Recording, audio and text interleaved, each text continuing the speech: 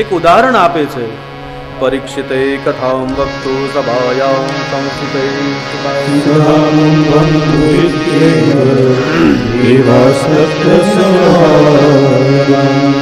એક ઉદાહરણ તરીકે કથા કહે છે કે મહારાજ પરીક્ષિતને કથા સંભળાવવાની એકદમ તૈયારીમાં સુખદેવજી મહારાજ બેઠા છે અને ત્યાંથી દેવતાઓનું એક સમૂહ આવ્યું. આવીને બધાથી પહેલા શું કર્યું? શુકમ નત્વા વદન સર્વે. આવીને બધાએ સુખદેવજી મહારાજને વંદન કર્યા, નમીને નમન કર્યા. અને પછી બાબા સુખદેવજીને કહેવા લાગ્યા કે મહારાજ અમે આ પરીક્ષિતના માટે સ્વર્ગનું અમૃત લાવ્યા છીએ. એટલે સુખદેવજી બાબાએ કીધું, બોલે ઠીક છે, વાંધો નહીં, પણ મારે એના બદલામાં તમને શું આપવાનું છે? જો યાદ રાખજો, જ્યારે માગ્યા વગર કોઈ તમને કંઈ આપી જાય ને એટલે સમજી જાજો કે આમાં પાછળ કંઈક છે. અહીંયા દેવતાઓ આવ્યા છે, અમૃત માગ્યું નથી, સ્વર્ગનું અમૃત લઈને આવી અને સુખદેવજીને કીધું કે મહારાજ આ અમૃત અમે પરીક્ષિતના માટે લાવ્યા છે. એટલે બાબાએ સીધું જ કહી દીધું, બોલો મારે આના બદલામાં તમને શું આપવાનું? કેમ? તો કે માંગ્યું નથી ને છતાંય લઈને આવ્યા.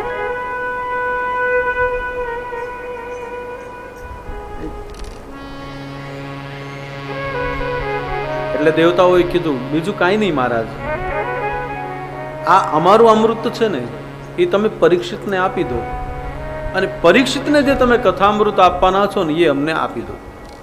તો હવે આમાં મોટું કયું?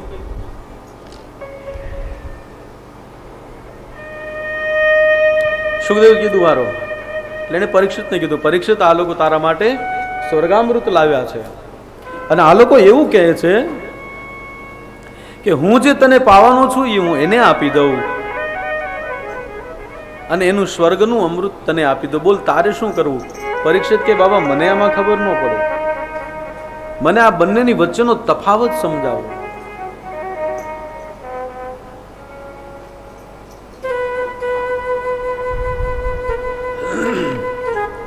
બાબા સુખદેવજી સમજાવે છે કે પરીક્ષિત તું આ સ્વર્ગનું અમૃત પીશ ને તો તું અમર થઈ જાય,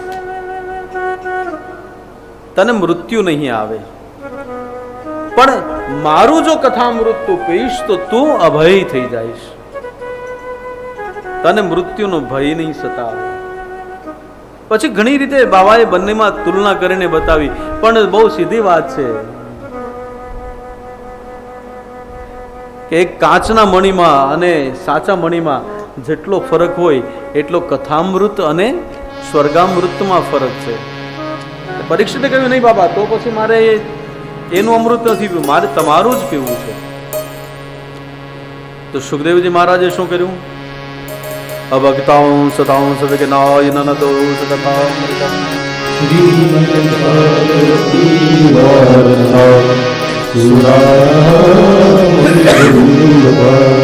દેવતાઓને અભક્ત જાણીને અમૃત નથી આપ્યું, એને ત્યાંથી કાઢી મૂક્યા. હવે આપણને એમ થાય ને કે બધા સાંભળવાના જ હતા, તો આય બેસીને સાંભળ્યા હોત તો સુખદેવજી મહારાજને વાંધો શું હતો? વાંધો હતો? બોલે હા હતો. કેમ? બોલે પેલા લોકો સોદો કરવા આવ્યા હતા, વ્યાપાર કરવા માટે આવ્યા હતા, અને જે વેપાર કરે એને કથા ના મળે. सौदेबाजी से कहीं ज्ञान प्राप्त नहीं होता, कथा प्राप्त नहीं होती, ये तो केवल अच्छा भाव अच्छे प्रेम से प्राप्त होती है. सारो भाव અને સારો પ્રેમ હોય તો કથા મળે. એટલે દેવતાઓને અભક્ત જાણી બાબા સુખદેવજીએ કાઢી મૂક્યા છે અને ત્યાં સિદ્ધ થયું શું? મેનિરે ભગવદ રૂપમ શાસ્ત્રમ ભાગવતમ કલો પઠનાત શ્રવણાત મેનિરે ભગવદ રૂપમ શાસ્ત્રમ ભાગવતમ કલો પઠનાત શ્રવણાત સદ્યો વૈકુંઠમ ફલદાય. બધાએ ભેગા મળીને નક્કી કર્યું કે ભાગવતનું કેવલ પઠન કરવાથી, સાંભળવાથી વૈકુંઠમ ફલદાયકમ, ભાગવતને જો સાંભળવામાં આવે ને અથવા એને વાંચવામાં આવે તો સ્વર્ગનું ફળ પ્રાપ્ત થાય. અરે એ તો છોડો, सप्ताहेन श्रुतं चैतत् सर्वथा मुक्तिदायकम्।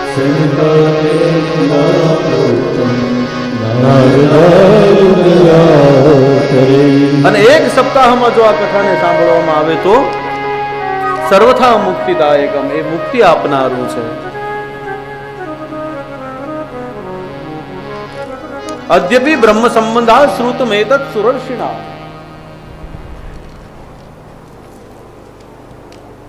એક સપ્તાહમાં આ કથાને જો સાંભળવામાં આવે તો એ સર્વથા મુક્તિ આપનારું છે. પણ યદ્યપિ બ્રહ્મ સંબંધા શ્રુતમેતત સુરર્ષિણા, ભગવાન નારદજી મહારાજે આ કથાને બ્રહ્મા પાસેથી સાંભળેલી, બ્રહ્મા સાથે સીધો સંબંધ હોવાને લીધે. પણ એક સપ્તાહમાં કેવી રીતના સંભળાય, આનો બધો જ વિધિ નારદજી મહારાજને સનત કુમારોએ કહ્યો. શૌનકજી કહેવા લાગ્યા, બાબા આ બધી ઘટના ક્યાં ઘટી અને ક્યારે ને કેવી રીતના થયું? નારદજી મહારાજ કેવા છે? બોલે લોક વિગ્રહ મુક્તસ્ય નારદસ્ય શિરસ્ય ચ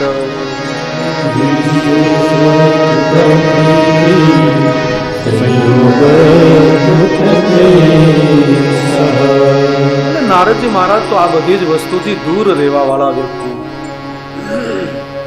લોક વિગ્રહ મુક્તસ્ય નારદસ્ય શિરસ્ય ચ, એ તો ક્યાંય સ્થિર થાય નહીં. તો 7 દિવસ સુધી એક જગ્યાએ બાબા નારદજી મહારાજ બેઠા કેવી રીતના? અને આવી ઘટના ઘટી કેવી રીતના અને ક્યાં થઈ? શૌનકજી મહારાજના પ્રશ્નના ઉત્તરમાં સૂતજી મહારાજ કથા કહે છે, અત્ર તૈકર્ષિ શ્યામમ ભક્તિ યુક્ત કથાનમમ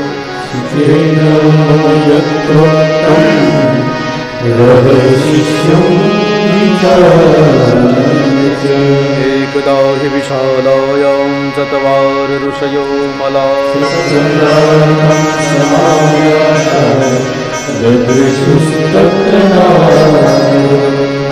સૂર્ય કહે કે આ બધી જ ઘટના એક વખત ઘટેલી હતી અને બાબા સુખદેવજીએ મને પોતાનો એક અનન્ય શિષ્ય જાણીને કહી હતી. એ કથા હું તમને કહું છું. એક દિવસ બદ્રી વિશાલ ક્ષેત્રમાં બ્રહ્માના 4 માનસ પુત્ર પધાર્યા. શેના માટે? સત્સંગાર્ધ સમાયાતમ દદૃશુસ્તત્ર નારદમ. સત્સંગ કરવા માટે બ્રહ્માના 4 માનસ પુત્ર બદ્રી વિશાલમાં આવ્યા છે. અને એમની દૃષ્ટિ પડી નારદજી મહારાજ પર. પણ જેવા નારદજીને જોયા, નારદજીને જોઈ અને પેલું મનમાં થયું કે હા બરાબર, કેમ? બોલે નારદજીથી સારું કોણ હોય સત્સંગ માટે? પણ જેવું નારદજીનું દર્શન કર્યું તો મન પાછું પડ્યું. કેમ? કથમ બ્રહ્મદિન મુખમ કુતઃ ચિંતાતુરો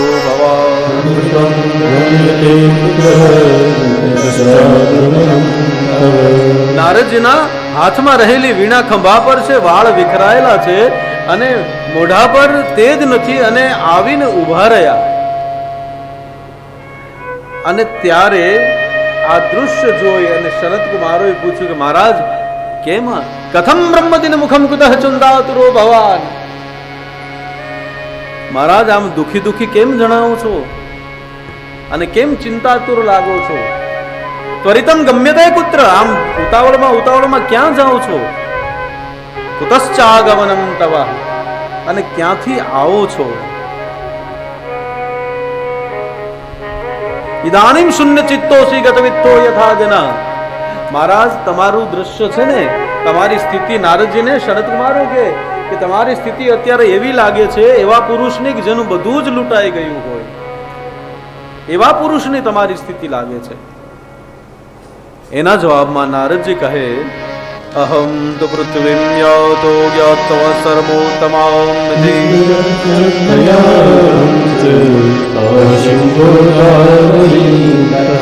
હરિક્ષેત્રમ કુરુક્ષેત્રમ શ્રીરંગ સેતુ વંદનમ.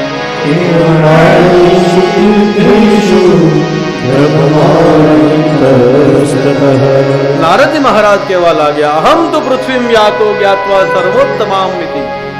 આ પૃથ્વીને હું સર્વ શ્રેષ્ઠ જાણી અને અહીંયા ફરવા માટે આવ્યો. પછી અહીંયા બધા જ તીર્થોની અંદર ગયો. ક્યાં ક્યાં ગયો? पुष्करं च प्रयागं च काशीं गोदावरीं तथा हरिक्षेत्रं गुरुक्षेत्रं।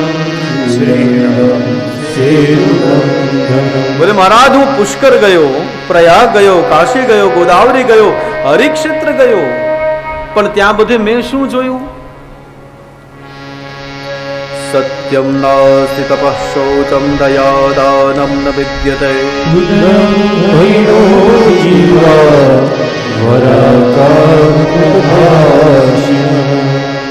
मैं ક્યાંય સત્ય જોયું નથી।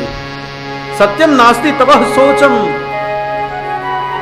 સત્ય નથી, તપ નથી, શૌચ પવિત્રતા નથી, આ ત્રણમાંથી એકેય વસ્તુ કોઈ તીર્થમાં રહી નથી। સત્યમ નાસ્તિ તપઃ શૌચમ દયાદાનમ ન વિદ્યતે, કોઈનામાં દયા નથી રહી, કોઈ દાન નથી કરતું। ઉદરમ ભરિણો જીવાવરાકા કુટભાષિણ, લોકો પોતાનું પેટ ભરવા માટે એકબીજાની સાથે ઝઘડો કરે છે। પૃથ્વી પર કેવો હાલ છે? તો નારદજી મહારાજ કહે, અરે તરુણી પ્રભુતા ગે હે શાલકો બુદ્ધિદાયકા।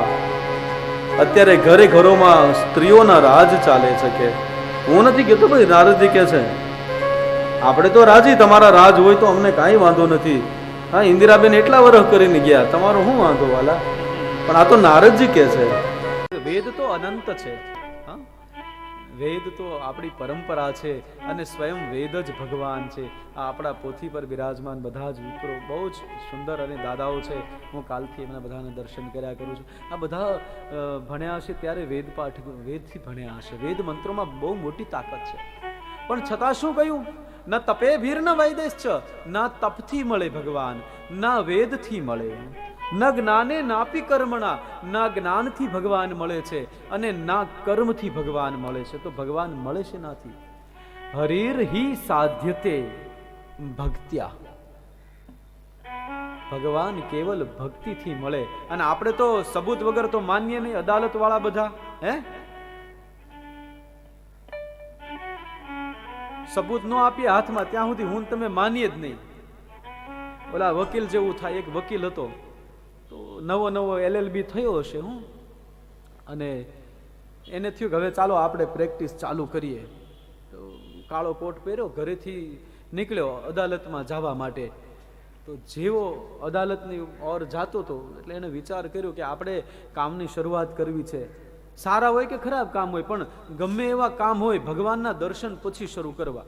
હું તો એમ કહું છું કે તમે ભલે ઘરેથી ગમે એવું કામ કરવા જાઓ, પણ પેલા દર્શન કરીને જાઓ। આ વકીલે વિચાર્યું કે આપણે કામ તો કાવા દાવાનું જ કરવાનું છે, પણ દર્શન કરીને જઈએ તો કામ સારું ચાલે। કોના દર્શન કરીએ? કે શિવજીના દર્શન। બોલે એ તો ભોળા માણસ, વકાલતમાં ભોળાનું કામ નહીં। તો બોલે રામજીના દર્શન કરું। તો કે રામજી તો સત્યવ્રત ધારી, તો બધું સાચું જ બોલવું પડે ને આપણે તો કોક ગમે એવો કેસ આવે આપણે તો લડવો પડે ને, કે પેટ છે, પાપી પેટ કા સવાલ હે। સાચાનું ખોટું કરવાનું, ખોટાનું સાચું કરવાનું। વકીલ સાહેબ કે તો એ રામે ન ચાલે, ભગવાન કૃષ્ણના દર્શન કરું। હા, એ કે ઈ ચાલે, ઈ બધી વાતે પૂરા, એમાં વાંધો ન આવે।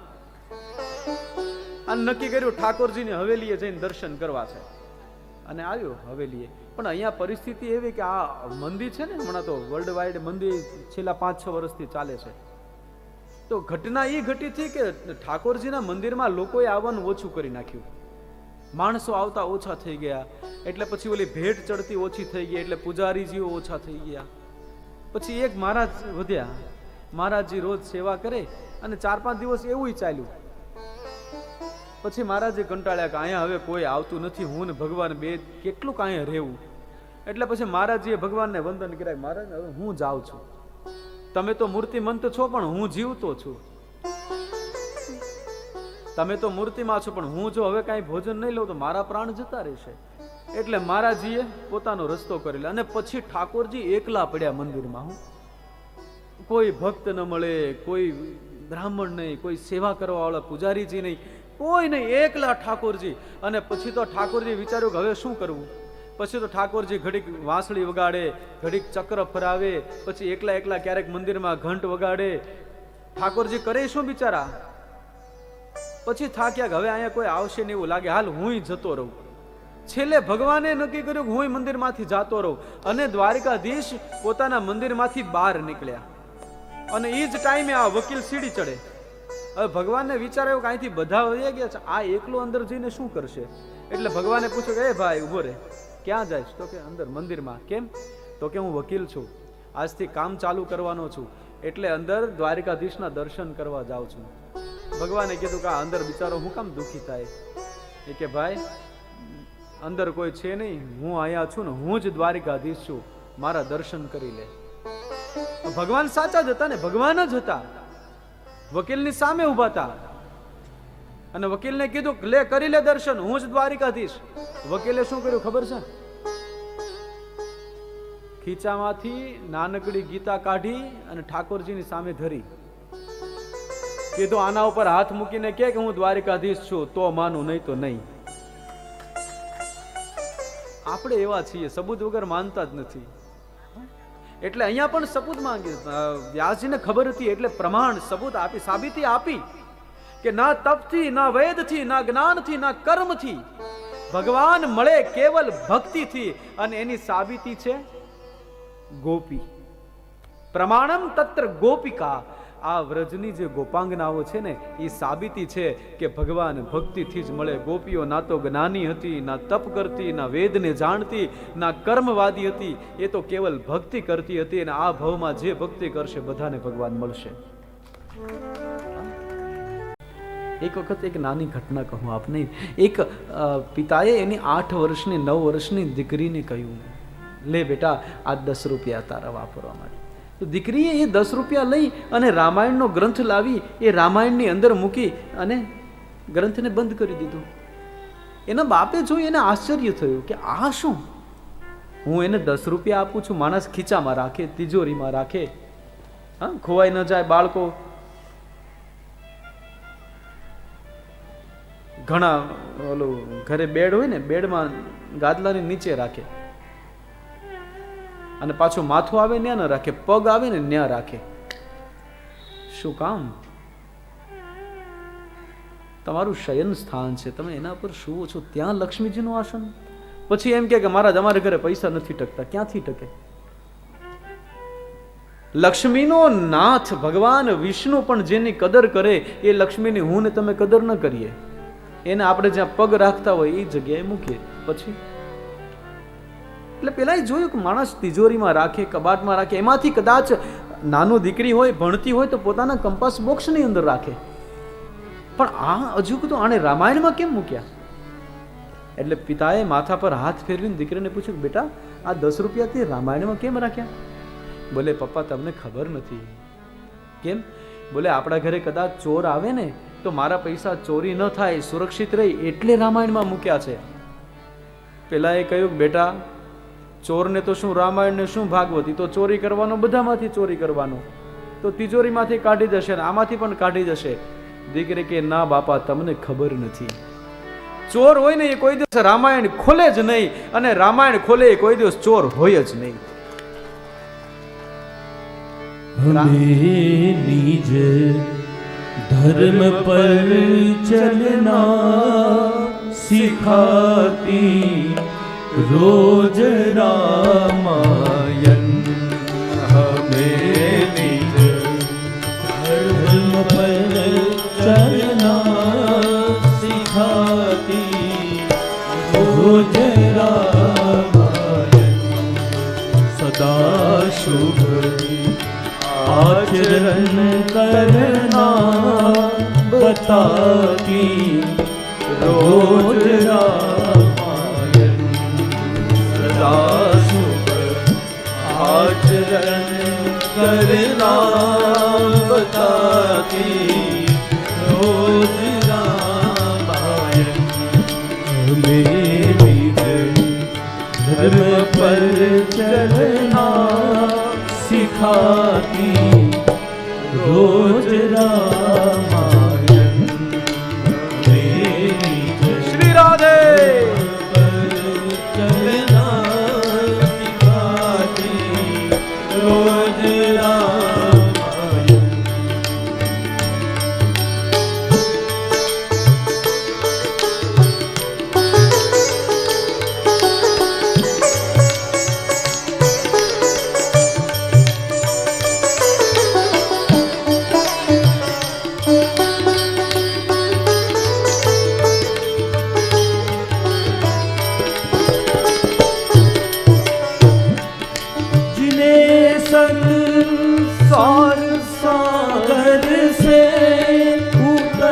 कर पार जाना है। जिन्हें संसार सब गाइए। सागर से उतर कर पार जाना है, उतर कर पार जाना है। उन्हें सुख के किनारे पर लगा दे है रामायण। उन्हें सुख के किनारे पर लगा दे है रामायण। रूह में निज धर्म पर चलना सिखाती रोज रामायण। हमें निज धर्म पर चलना सिखाती रोज रामायण। वो सिखाती रोज रामायण, वो सिखाती रोज रामायण। ભાગવત માટે એવું કહ્યું કે ભગવતા પ્રોક્તમ ઇતિ ભાગવતમ. ભગવાનના સ્વમુખથી ગવાયેલી કથા છે એટલે શ્રીમદ ભાગવત કહેવાયું. આવો આપણે જેના નેજા નીચે બેઠા છીએ એ ભાગવત શું છે એ જાણીએ. ભગવતા પ્રોક્તમ ઇતિ ભાગવતમ, ભગવાનના સ્વમુખથી આવેલી કથા છે એટલે ભાગવત છે. ભગવાનનું અધરામૃત છે એટલે ભાગવત છે. તો કોઈ કહે, કોઈ શું, આચાર્ય વલ્લભાચાર્યજી મહારાજ એવું કહેતા કે ભા સ્વરૂપે ચિદાનંદે ગતિર્યસ્યાસ્તિ લૌકિકે વરેણ્યમ સર્વશાસ્ત્રાણામ તરણીમ ભવ ભવાર્ણવાટ. શું છે ભાગવત?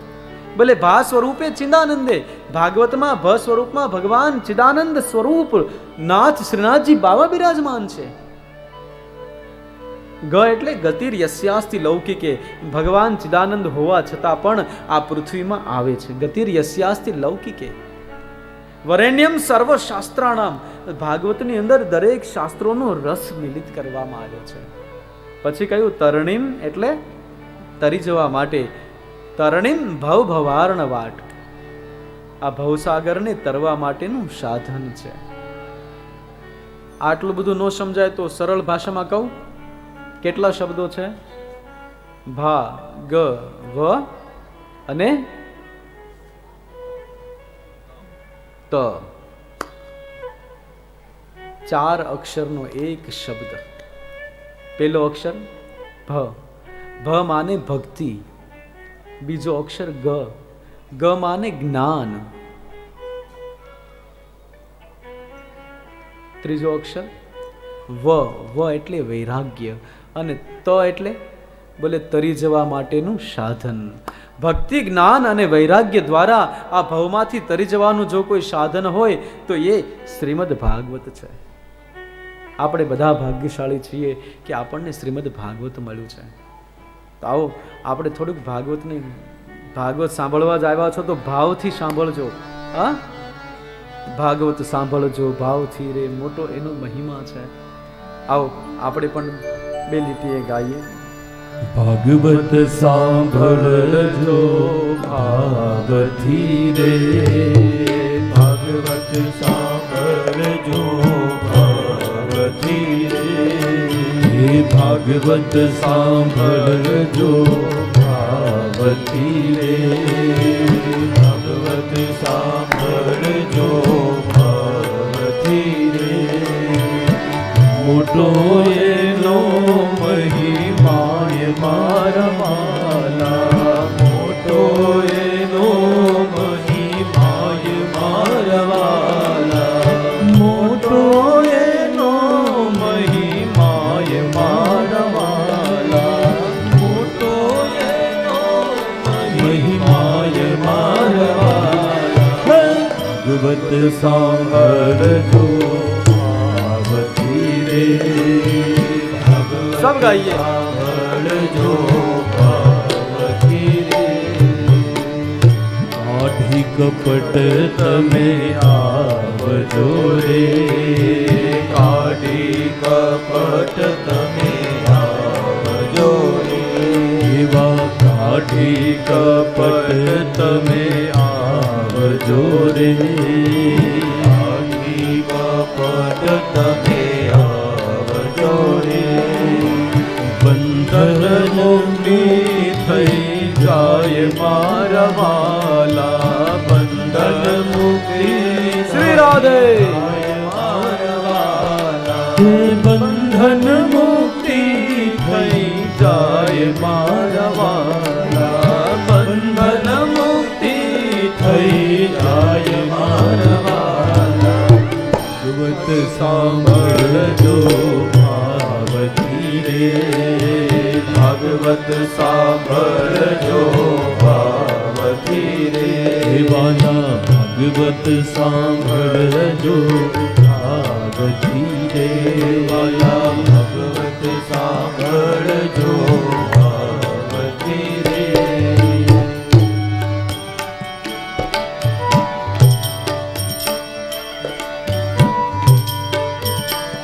શ્રી રાધે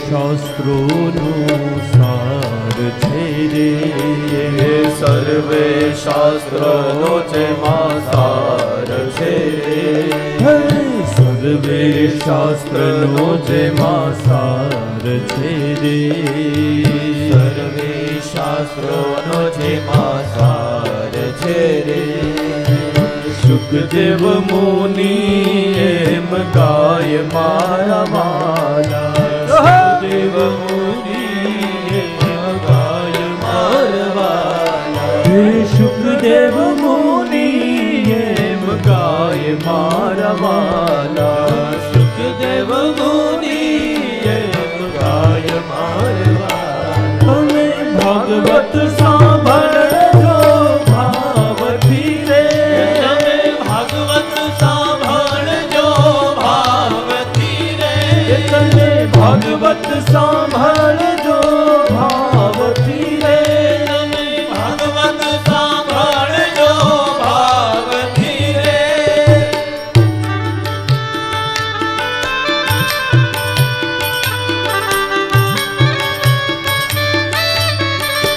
શ્રી રાધે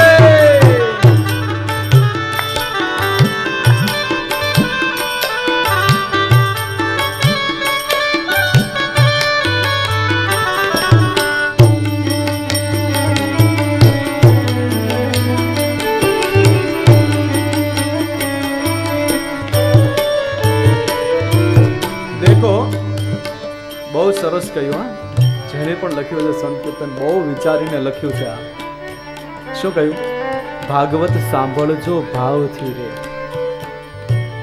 પછી કેવી રીતના સાંભળવા જવું એ પણ કીધું ભાગવત સાંભળવા તો આવવાનું પણ કેવી રીતના કાઢી કપટ તમે આવજો રે હૃદયની અંદર જે ઓલા છળ કપટ એ બધું આ મંડપની બહાર મૂકી દેવાનું હા આ બેન મારા જોડે બોલે છે ને પેલા બેન મારા જોડે નથી બોલતા આમનું આયોજન છે ને આ શાસ્ત્રીજી છે ને એ બધું જ લય પામી જવું જોઈએ શ્રીમદ ભાગવત એ વ્યક્તિ વિશેષ નથી આ સાંપ્રદાયિક ગ્રંથ નથી બિન સાંપ્રદાયિક ગ્રંથ છે આ કોઈનું નથી અને બધાનું છે કીધું બાબા તૃપ્ત કોઈ પ્રશ્ન નહીં કોઈ ઈચ્છા નહીં કોઈ જીજીવિષા નહીં બસ મારું મન એકદમ શાંત છે અત્યારે કોઈ પ્રશ્ન નથી અબ ઘડી તત્કાલ અગર તક્ષક આવીને મને દંશ આપે તો પણ મને તો હર્ષ શોક નથી બસ આપના પ્રત્યે કેવલ અને કેવલ આદર ભાવ છે કે મારું જીવન ઊંડા અંધારામાં જઈ રહ્યું હતું ત્યાંથી આપ એક સૂર્ય કિરણ બની મારા જીવનની અંદર આવ્યા અને મને પ્રકાશ તરફ લઈ આવ્યા કેવલ અને કેવલ આપનો આદર ભાવ છે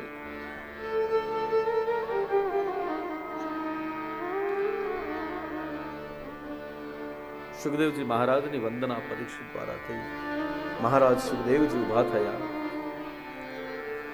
પોતાનું આસન લીધું, પોતાનો દંડ લીધો, પોતાનું કમંડળ લીધું, એક દ્રષ્ટિ પરીક્ષિતની ઉપર નાખી અને પાછા ફરી અને જંગલ તરફ જતા રહ્યા. કોઈ ભાવ, જેમ આવ્યા હતા એમ જતા રહ્યા. કોઈ માન, અભિમાન, સ્વમાન લેશ માત્ર.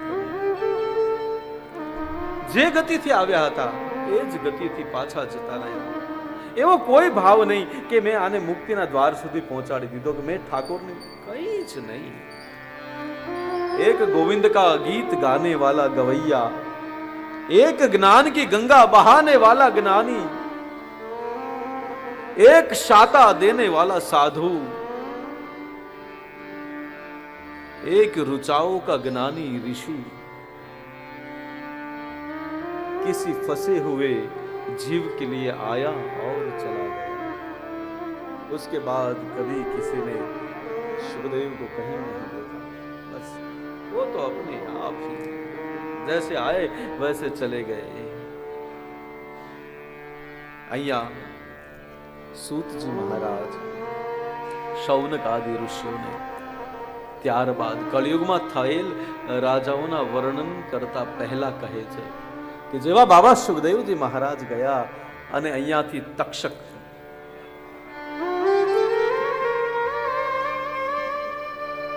પરીક્ષિતજી મહારાજને દંશ દેવા માટે નીકળ્યો. એક બ્રાહ્મણનું સ્વરૂપ ધારણ કરીને તક્ષક આવી રહ્યો છે. રસ્તામાં બીજા બ્રાહ્મણની ભેટ થઈ, બંને વચ્ચે ચર્ચા થઈ. પેલા બ્રાહ્મણ રૂપમાં રહેલા તક્ષકે પેલા બ્રાહ્મણ બાળકને પૂછ્યું કે ભાઈ કઈ બાજુ? તો કે આજે ઓલો તક્ષક છે ને, એ પરીક્ષિતને દંશ આપવાનો છે, હું એને પુનર્જીવિત કરવા જાઉં છું. કીધું કેવી રીતના? બોલે મારા પાસે એટલી મંત્રની સિદ્ધિ છે, તાકાત છે. કીધું હું જ તક્ષક છું, બતાવો મને કેવી રીતના છે.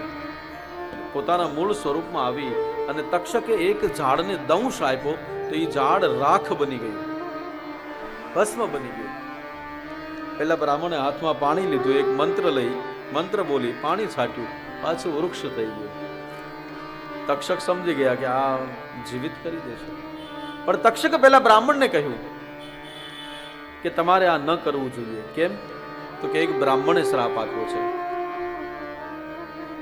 એક બ્રાહ્મણે શ્રાપ આપ્યો છે અને એટલે હું દંશ દેવા જાઉં છું, અને પછી તમે પાછા સજીવન કરશો તો એ બ્રાહ્મણનું અપમાન ગણાશે.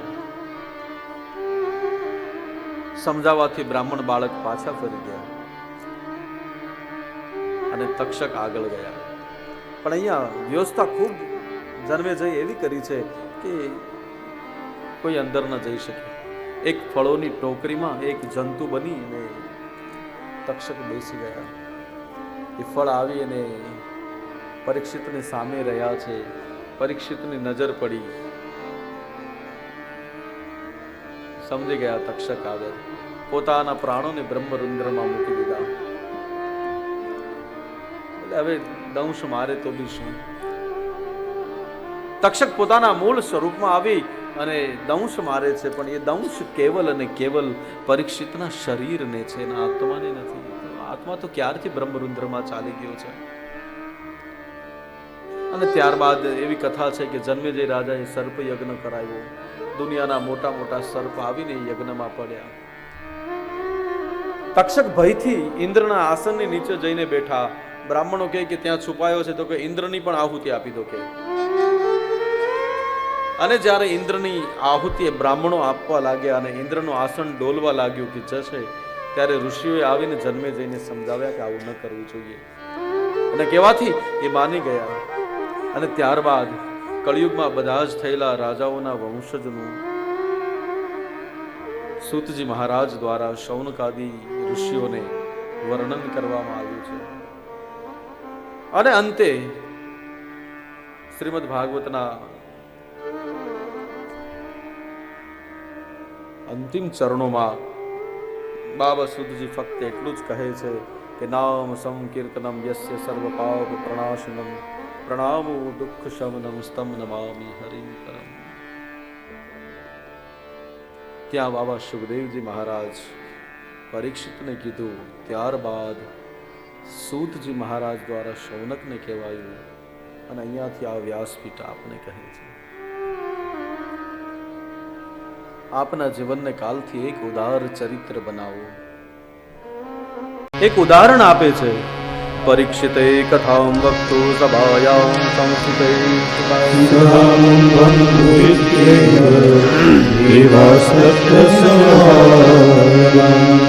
એક ઉદાહરણ તરીકે કથા કહે છે કે મહારાજ પરીક્ષિતને કથા સંભળાવવાની એકદમ તૈયારીમાં સુખદેવજી મહારાજ બેઠા છે અને ત્યાંથી દેવતાઓનું એક સમૂહ આવ્યો. આવીને બધાથી પહેલા શું કર્યું?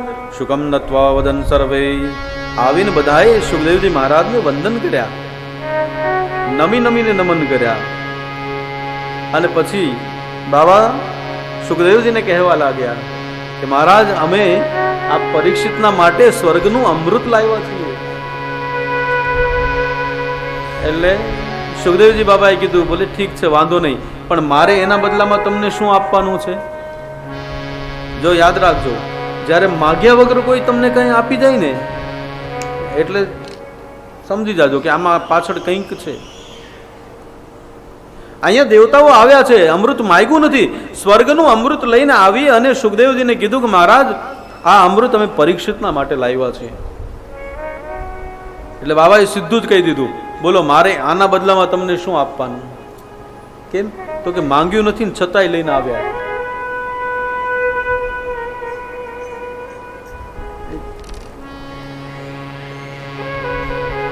એટલે દેવતાઓએ કીધું, બીજું કાંઈ નહીં મહારાજ, આ અમારું અમૃત છે ને એ તમે પરીક્ષિતને આપી દો અને પરીક્ષિતને જે તમે કથામૃત આપવાના છો ને એ અમને આપી દો. તો હવે આમાં મોટું કયું?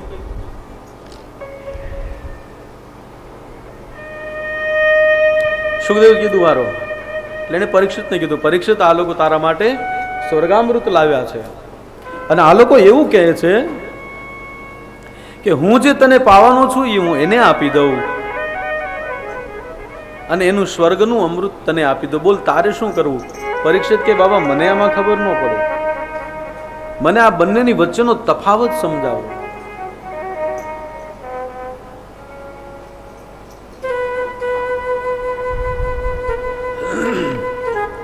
બાબા સુખદેવજી સમજાવે છે કે પરીક્ષિત, તું આ સ્વર્ગનું અમૃત પીશ ને તો તું અમર થઈ જાય,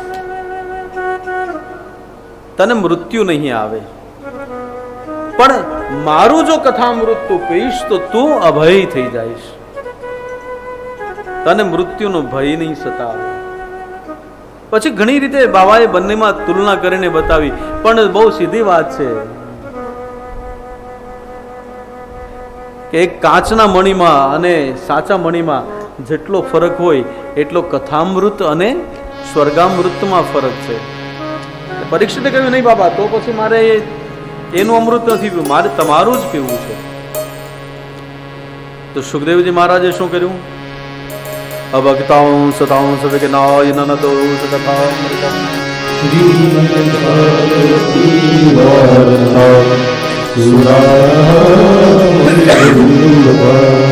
દેવતાઓને અભક્ત જાણીને અમૃત નથી આપ્યું, એને ત્યાંથી કાઢી મૂક્યા.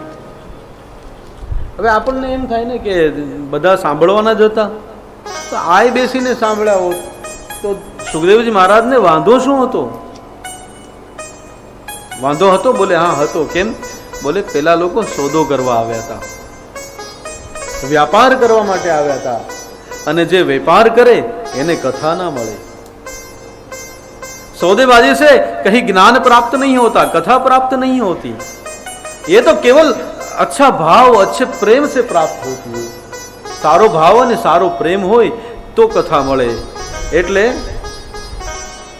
દેવતાઓને અભક્ત જાણી બાબા સુખદેવજીએ કાઢી મૂક્યા છે અને ત્યાં સિદ્ધ થયું શું? મેં નિરય ભગવદ રૂપમ શાસ્ત્રમ ભાગવતમ કલો પઠનાત શ્રવણાત મેનિરે ભગવદ રૂપમ શાસ્ત્રમ ભાગવતમ કલો પઠનાત શ્રવણાત સદ્યો વૈકુંઠમ ફલદાય. બધાએ ભેગા મળીને નક્કી કર્યું કે ભાગવતનું કેવલ પઠન કરવાથી, સાંભળવાથી વૈકુંઠમ ફલદાયકમ, ભાગવતજીને જો સાંભળવામાં આવે ને અથવા એને વાંચવામાં આવે તો સ્વર્ગનું ફળ પ્રાપ્ત થાય. અરે એ તો છોડો, સપ્તાહેન શ્રુતમ ચૈતત સર્વથા મુક્તિદાયકમ.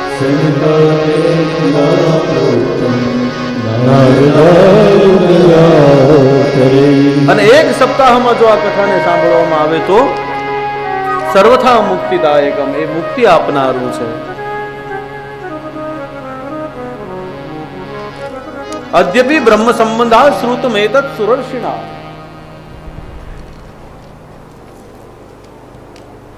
એક સપ્તાહમાં આ કથાને જો સાંભળવામાં આવે તો એ સર્વથા મુક્તિ આપનારું છે. પણ યદ્યપી બ્રહ્મ સંબંધા શ્રુતમેતત સુરર્ષિણા, ભગવાન નારદજી મહારાજે આ કથાને બ્રહ્મા પાસેથી સાંભળેલી, બ્રહ્મા સાથે સીધો સંબંધ હોવાને લીધે.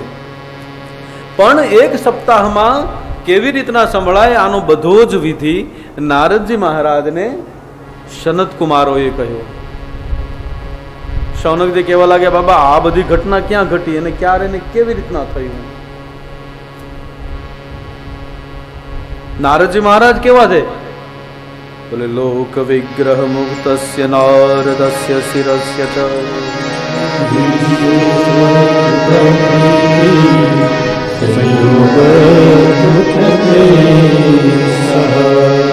નારદજી મહારાજ તો આ બધી જ વસ્તુથી દૂર રહેવા વાળા વ્યક્તિ. લોક વિગ્રહ મુક્તસ્ય નારદસ્ય શિરસ્ય ચ, એ તો ક્યાંય સ્થિર થાય નહીં. તો 7 દિવસ સુધી એક જગ્યાએ બાબા નારદજી મહારાજ બેઠા કેવી રીતના? અને આવી ઘટના ઘટી કેવી રીતના અને ક્યાં થઈ?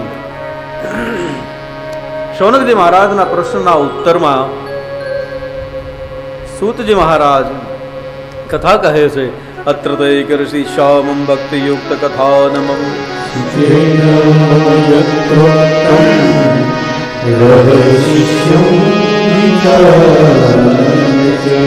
એકદા હિ વિશાલાયાં ચત્વાર ઋષયો મલા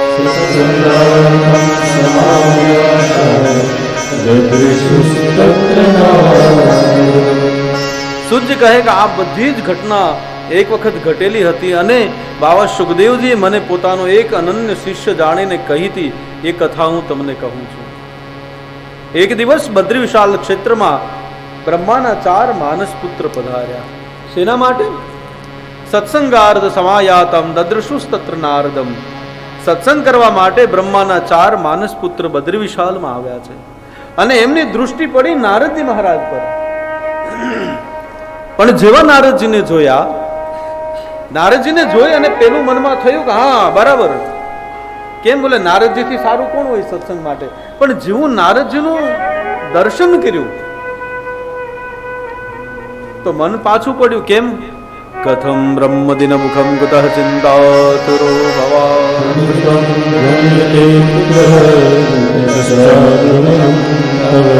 નારદજીના હાથમાં રહેલી વીણા ખંભા પર છે, વાળ વિખરાયેલા છે અને મોઢા પર તેજ નથી અને આવીને ઊભા રહ્યા. અને ત્યારે આ દૃશ્ય જોઈ અને શરદ કુમારોએ પૂછ્યું કે મહારાજ કેમ? કથમ બ્રહ્મદિન મુખમ કુતઃ ચિંતાતુરો ભવાન, મહારાજ આમ દુખી દુખી કેમ જણાવો છો અને કેમ ચિંતાતુર લાગો છો? ત્વરિતમ ગમ્યતે કુત્ર, આમ ઉતાવળમાં ક્યાં જાઓ છો? કુતશ્ચાગમનમ તવ, અને ક્યાંથી આવો છો?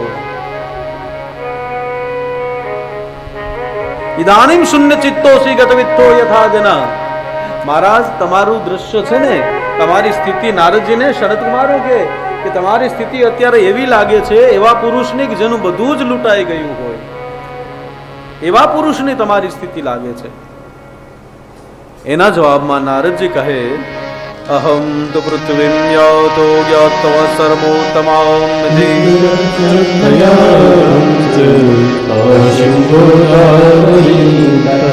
પરિક્ષેત્રમ કુરુક્ષેત્રમ શ્રીરંગ શૈતુબંધનમ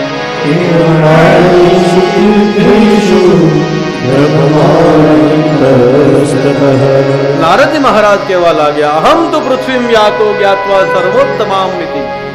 આ પૃથ્વીને હું સર્વ શ્રેષ્ઠ જાણી અને અહીંયા ફરવા માટે આવ્યો. પછી અહીંયા બધા જ તીર્થોની અંદર ગયો. ક્યાં ક્યાં ગયો? પુષ્કરં ચ પ્રયાગમ ચ કાશીમ ગોદાવરીમ તથા હરિક્ષેત્રમ ગુરુક્ષેત્રમ. બોલે મહારાજ, હું પુષ્કર ગયો, પ્રયાગ ગયો, કાશી ગયો, ગોદાવરી ગયો, હરિક્ષેત્ર ગયો, પણ ત્યાં બધે મેં શું જોયું? સત્યમ નાસ્તિ તપઃ શૌચમ દયા દાનમ ન વિદ્યતે.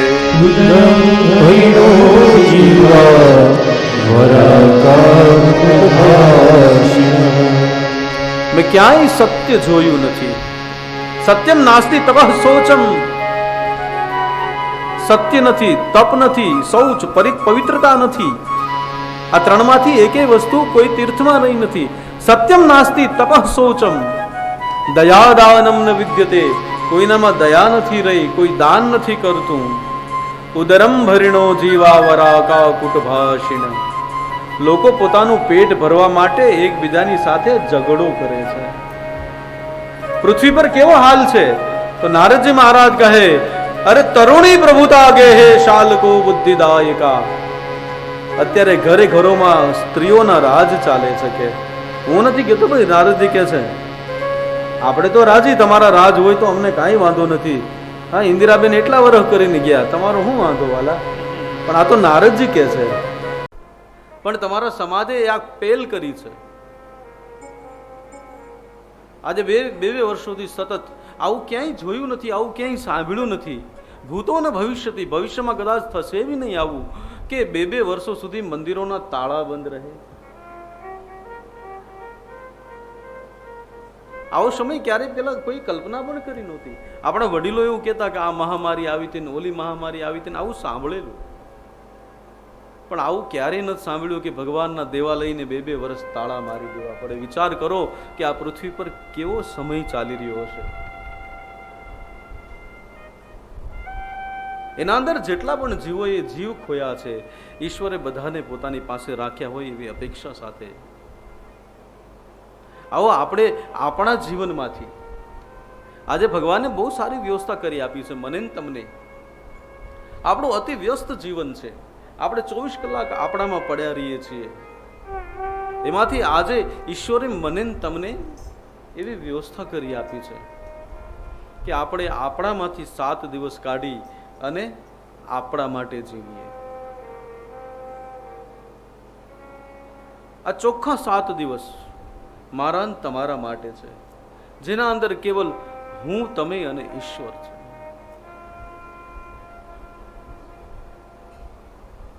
અને એમાં પણ મને તમને સાધન પ્રાપ્ત થયું શ્રીમદ ભાગવત કથા.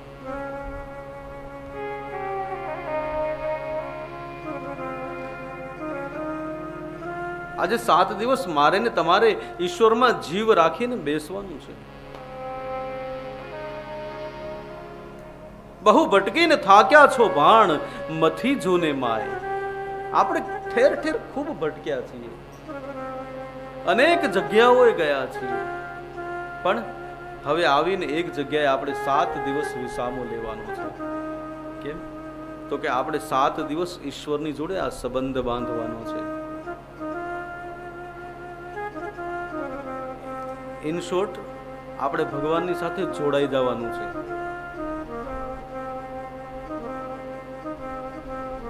અને એવું બી નહીં સમજાય તો એમ વિચારવાનું કે આપણે 7 દિવસ મારા અને તમારા ભગવાનની સાથે લગ્ન થવાના છે. લગ્ન એટલે આવલા ગોર બાપા બધા ચોરીના ફેરા ફરાવે ને એ તો બરાબર છે, પણ લગ્નનો અર્થ થાય બંધન,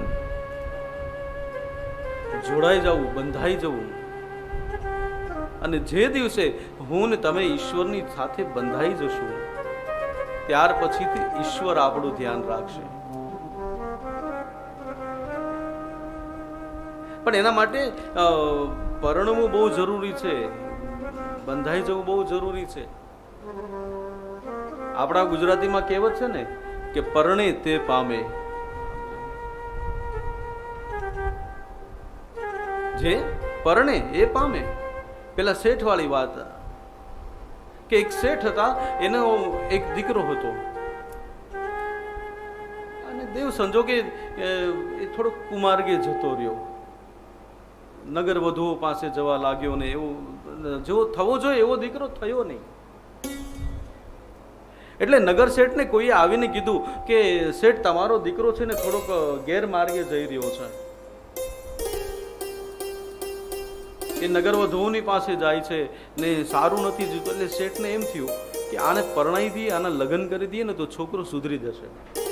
અને ભૌતિક રૂપે આવું હોય કે પરણાવી દો એટલે સુધરી જાય. એટલે શેઠે દીકરો સુધરે એ માટે પોતાના દીકરાના લગ્ન કરાવ્યા. ધૂમધામથી લગ્ન કરી અને દીકરાને ઘરે લઈ આવ્યા. અને પહેલી જ રાત્રે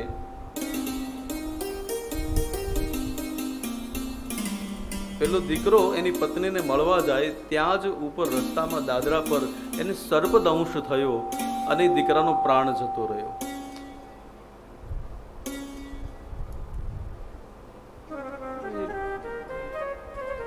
શેઠે એની બધી જ ક્રિયાઓ પૂર્ણ કરી. એને થોડા દિવસ થયા, 2-4 મહિના ગયા, પેલી દીકરી ઘરમાં પરણાવીને લાવેલા. અને પેલા શેઠને એમ થયું કે હવે મારું શરીર કેટલું રહેવાનું છે, બીજું કોઈ છે નહીં. એટલે એમણે પોતાની બધી જ જાયદાદ, જેટલી પણ સંપત્તિ હતી એ પેલા દીકરાની પત્નીના નામે કરી નાખી. પણ જેવું શેઠે પેલી પોતાની બધી જ સંપત્તિ દીકરાની પત્નીની સાથે નામે કરી, એવો જ તે જ નગરમાં રહેતી એક નગર વધુ એને કોર્ટમાં કેસ કર્યો. કેસ શું કર્યો? બોલે આ શેઠ જેને પોતાની બધી જ મિલકત આપી રહ્યા છે, એ સ્ત્રીનો મરનાર વ્યક્તિની સાથે કેવલ 1 દિવસનો સંબંધ હતો અને મારો છેલ્લા 5 વર્ષથી સંબંધ છે. પછી તો કોર્ટમાં જાણો છો, બધા વકીલો ને દલીલો ને બધું ખૂબ ચાલ્યું, ખૂબ લડાઈ ચાલી. પેલી નગર વધુ અને વધુની વચ્ચે ખૂબ લડાઈ ચાલી, સંપત્તિ કોને આપવામાં આવે એટલે. પણ અંતે કોર્ટે ફેસલો આપ્યો. શું કહ્યું? કે શેઠ આ તમારી બધી જ સંપત્તિ છે ને એ આ નગર વધુને નહીં આપી અને તમારી દીકરાની વધુ જેનો સંબંધ માત્ર 1 રાતનો હતો એને આપવામાં આવે. એટલે પેલી નગર વધુ હતી, એને કોર્ટમાં કહ્યું કે સાહેબ એવું કેવી રીતના હોય, મારો સંબંધ 5 વર્ષ જૂનો છે અને એનો 1 જ દિવસનો સંબંધ છે મરનાર સાથે. અને ત્યારે કોર્ટે એવું કહ્યું કે તારો સંબંધ ભલે 5 વર્ષ જૂનો હોય પણ તું પરણી નથી, એ પરણી છે એટલે પામશે. એટલે પરણી જાવ ને એના માટે જરૂરી છે.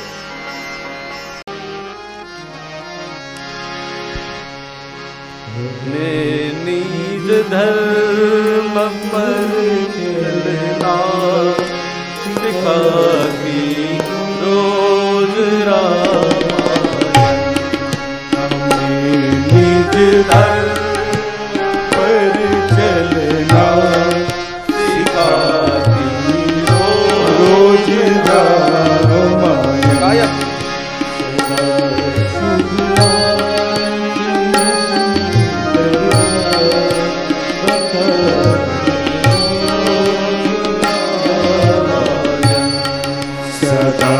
શુભ આચરણ કરતા બતાવી રોજ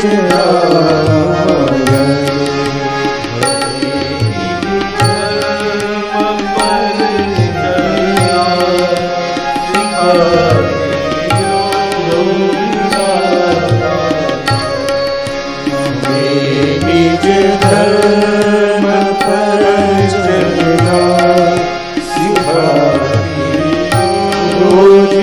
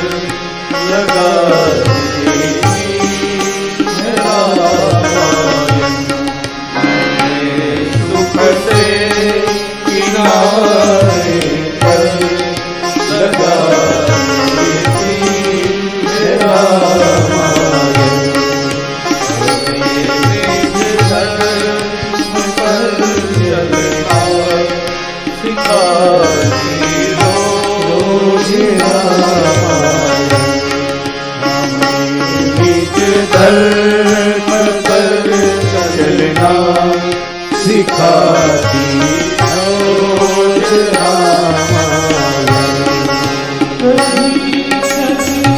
विष्णु रागी कभी शंकर की है जाती, कभी सगा विष्णु की जाती, कभी शंकर की है जाती, कभी शंकर की है जाती।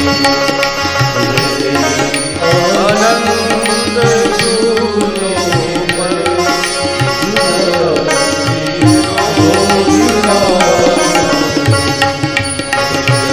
आनंद सूर्य पर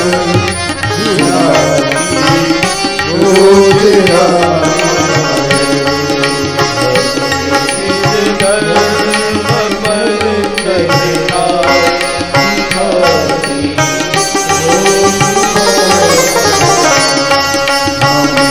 निज धर्म पर चलना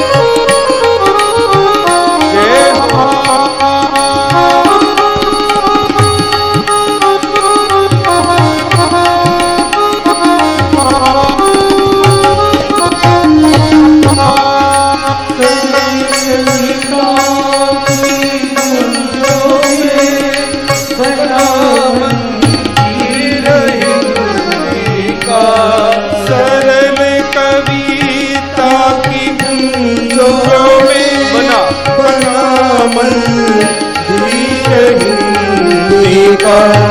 सरल कविता की गुंजों में ये हो बना मंदिर हिंदी का।